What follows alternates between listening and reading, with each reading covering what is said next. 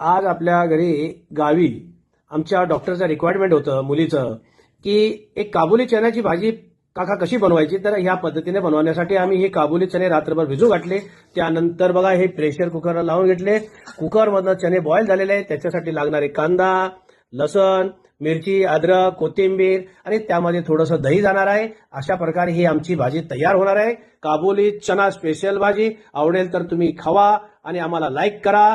सुंदर भाजी बनणार आहे. धन्यवाद. आता कढई ठेवलेली आहे, त्यामध्ये जिरे टाकलेलं आहे, थोडा हिंग टाकलेला आहे, त्यामध्ये टाकत आहोत आणि ती पीठला एकदम चांगली फ्राय होणार आहे. ते एकदम घट्ट हे परतून घेतलेलं आहे. आता आम्ही ह्याच्यामध्ये मसाला तयार झालेला तर चणे टाकणार आहोत.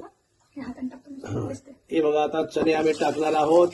अशा प्रकारे आमचा चिक्कुड चना मसाला तयार झालेला आहे. हे चिक्कुड चना मसाला. चणाची तडक्याची तयारी करत आहोत. तर त्यामध्ये टाकला हिंग आहे, जिरे आहेत, थोडं लाल तिखट आहे आणि आपण यामध्ये आता तडका देणार आहोत. अशा प्रकारे तडक्याची तयारी आम्ही पूर्ण केलेली आहे. वाव, बघा किती सुंदर तडका बसलेला आहे. आता खाण्यासाठी आमची रेसिपी तयार आहे. आम्हाला लाईक करा, शेअर करा आणि व्यवस्थित चव घ्या. धन्यवाद.